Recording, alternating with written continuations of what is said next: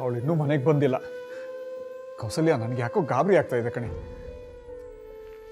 ಅವ್ರು ನೋಡಿದ್ರೆ ಮನೆ ಬಿಟ್ಟು ಹೋಗಿದ್ದಾಳೆ ಅಂತಾರೆ, ಇವಳು ನೋಡಿದ್ರೆ ಇನ್ನೂ ಮನೆಗೆ ಬಂದಿಲ್ಲ.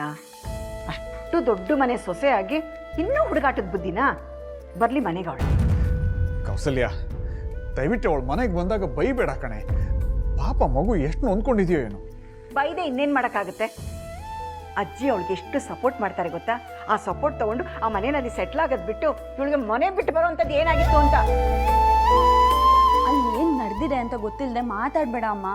ಆ 3 ಜನ ಸೊಸೆಯಂದ್ರು ಅಕ್ಕಂಗೆ ಯಾವಾಗಲೂ ಟಾಂಟ್ ಮಾಡ್ತಿರ್ತಾರೆ, ಏನಾದರೂ ರೇಗಿಸ್ತಾನೆ ಇರ್ತಾರೆ. ಇವತ್ತು ಬೇರೆ ಅವಳು ಮೀಡಿಯಾ ಮುಂದೆ ಏನೇನೋ ಹೇಳಿದಾಳೆ, ಇನ್ನು ಬಿಟ್ಟಿರ್ತಾರಾ?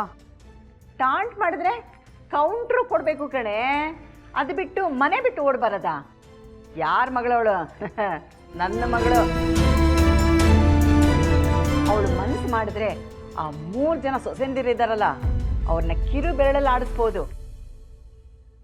ನೋಡಿ, ಅವಳು ಮನೆಗೆ ಬಂದಾಗ ಅವಳಿಗೆ ಯಾರು ಏನು ಹೇಳಬೇಡಿ. 2 ದಿನ ಮನೇಲಿ ಇರಿಸ್ಕೊಂಡು ಸಮಾಧಾನ ಮಾಡಿ ಕಳ್ಸೋಣ. ಏನು 2 ದಿವಸನ? 2 ನಿಮಿಷ ಅವಳ ಇಲ್ಲಿರೋಕ್ಕೆ ಬಿಡಲ್ಲ ನಾನು. ಏಯ್, ಇನ್ನೊಂದ್ಸರಿ ಅವಳು ಫೋನ್ ಟ್ರೈ ಮಾಡೆ.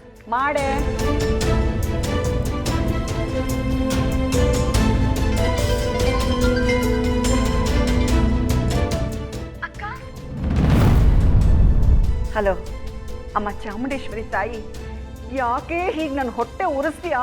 ಎಲ್ಲೇ ಇದೆಯಾ ನೀನೀಗ? ನಾನು ಇನ್ನೆಲ್ಲಿರ್ಲಿ, ಮನೇಲಿದ್ದೀನಿ. ಯಾಕೆ, ಏನಾಯ್ತು? ಹೌದಾ? ಮತ್ತೆ ಬೇಜಾರು ಮಾಡಿಕೊಂಡು ಮನೆ ಬಿಟ್ಟು ಹೋದ್ಲು ಅಂತ ಹೇಳಿದ್ರು. ಅಮ್ಮ, ನಾನು ಈ ಮನೆ ಬಿಟ್ಟು ಎಲ್ಲಿಗೆ ಹೋಗ್ಲಿ? ಆಚೆ ಇದ್ದೆ ಅಷ್ಟೇ. ಅಮ್ಮ ಗಜಗೌರಿ, ಫೋನ್ ಕೊಡು, ಮಗಳ ಹತ್ರ ಮಾತಾಡ್ತೀನಿ. ಹಾಂ, ನಿಮ್ಮಪ್ಪ ಮಾತಾಡ್ತಾರಂತೀರೋ? ಮಗಳೇ, ಅಲ್ಲಿ ನಿನಗೇನು ಸಮಸ್ಯೆ ಆಗಿಲ್ಲಲ್ಲಮ್ಮ? ಇಲ್ಲ ಅಪ್ಪ, ನಾನು ಆರಾಮಾಗಿದ್ದೀನಿ. ನೋಡು ಮಗಳೇ, ನಾವು ನೊಂದ್ಕೋತೀವಿ ಅಂತ ನಮ್ಮ ಹತ್ರ ಏನು ಹೇಳದೆ ಸುಮ್ಮನೆ ಇದ್ಬಿಡ್ಬಿಡಮ್ಮ. ನಿನ್ಗಲ್ಲಿ ಏನೇ ಸಮಸ್ಯೆ ಆಗ್ತಾ ಇದ್ರು ಇಲ್ಲಿ ಬಂದ್ಬಿಡು. ಇಲ್ಲ ಅಪ್ಪ, ಬರೋ ಅಂಥದ್ದು ಏನೂ ಆಗಿಲ್ಲ. ನೀವು ಆರಾಮಾಗಿರಿ, ಆಯ್ತಾ? ಸರಿಮ್ಮ. ಹುಷಾರಮ್ಮ, ಏನೇ ಇದ್ರು ಫೋನ್ ಮಾಡು. ಇಲ್ಲಿಗೆ ಬರಕ್ಕೆ ಹೋಗ್ಬೇಡ. ಸರಿ ಅಮ್ಮ, ಆಯಿತು. Good night. Good night.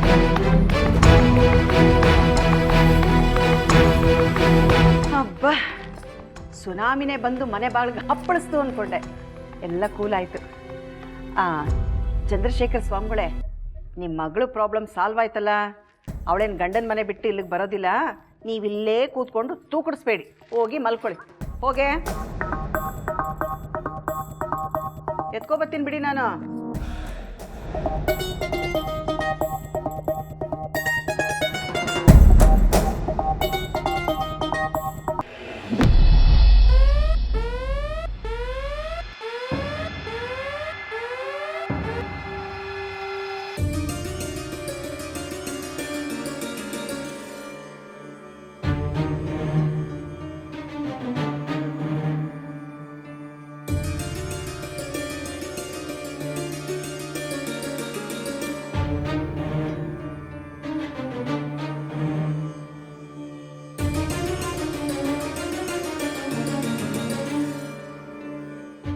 ಹೋಗ್ತೀನಿ ಅಂತ ಹೋದ್ರಿ, ಮತ್ತ್ಯಾಕೆ ಬಂದಿದ್ದೀರಾ?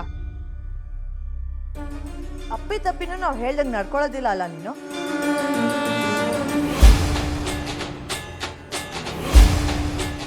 ಏಜೆ ಮರ್ಯಾದೆ ತೆಗೆದ್ಬಿಟ್ಟು ಈಗ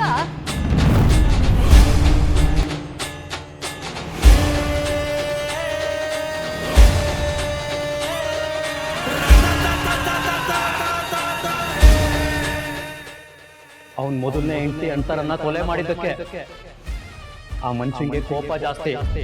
ಯಾರ ಮೇಲಾದ್ರೂ ಕೋಪ ಬಂದ್ರೆ ಅವ್ರನ್ನ ಸೋಲ್ಸೋದಕ್ಕೆ ಏನ್ ಬೇಕಾದ್ರೂ ಮಾಡ್ತಾನ ಅವನು.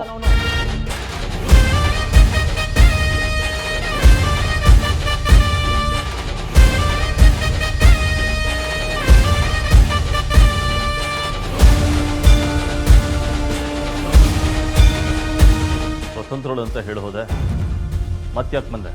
ಯಾಕೆ ಬಂದೆ ಅಂದ್ರೆ, ನಾನು ನಿಮ್ಮ ಹೆಂಡತಿ.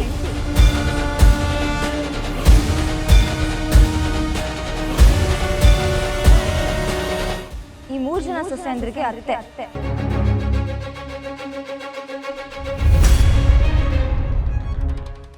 ಅವ್ರಿಗೆ ಸೊಸೆ. ಈ ಮದುವೆನ ಅಷ್ಟು ಸುಲಭವಾಗಿ ಮುರಿಯೋದಕ್ಕಾಗಲ್ಲ.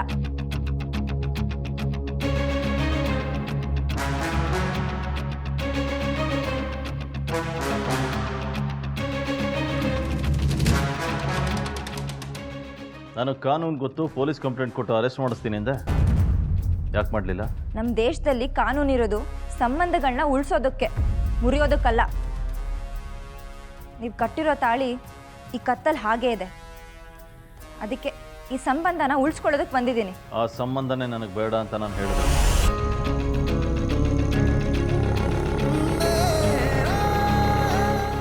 ಹಾಗೊಂದು ವೇಳೆ ನೀವು ನಾನು ಬಿಡಲೇಬೇಕು ಅಂತ ಏನಾದರೂ ಇದ್ದರೆ ನೀವು ನನಗೆ ಜೀವನಾಂಶ ಕೊಡಬೇಕು.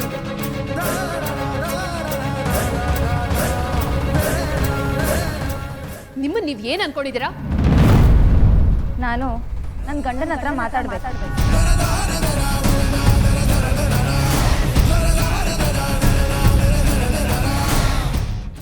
ನಾನೇ ನಿಮಗೆ ಕಾನೂನು ಬಗ್ಗೆ ಹೇಳ್ಕೊಡ್ಬೇಕಾಗಿಲ್ಲ.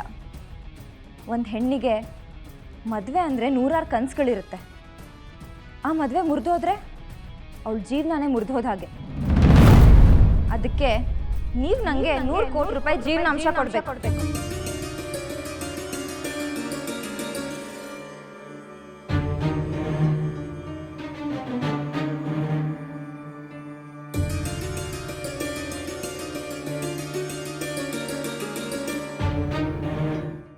ಕೋಟಿನ?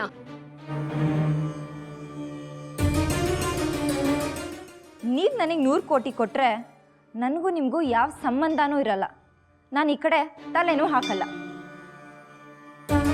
ಇದಕ್ಕೆ ನಿಮಗೆ ಒಪ್ಪಿಗೆ ಇದೆಯಾ?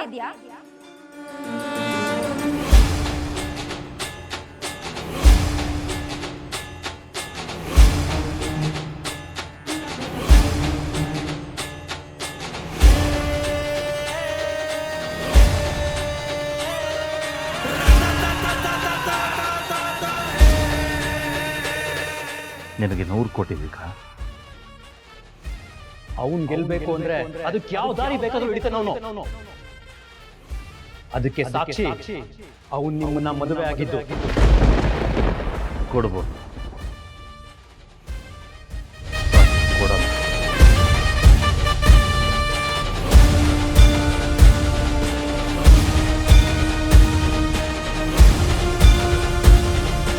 ಯಾಕೆ ಅಂದರೆ ಮೊದಲನೇದು ನಿನಗೆ ನನ್ನ ಹತ್ರ 1 ರೂಪಾಯಿ ಇಸ್ಕೊಳ್ಳೋ ಯೋಗ್ಯತೆನೂ ಇಲ್ಲ.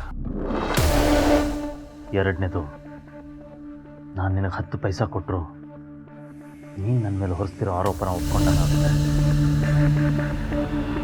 ತಪ್ಪು ಮಾಡದೆ ಏಜೆ ಯಾವತ್ತೂ ಒಪ್ಕೊಳ್ಳಲ್ಲ, ಮಾಡಿದವ್ರನ್ನ ಬಿಡೋದು ಇಲ್ಲ.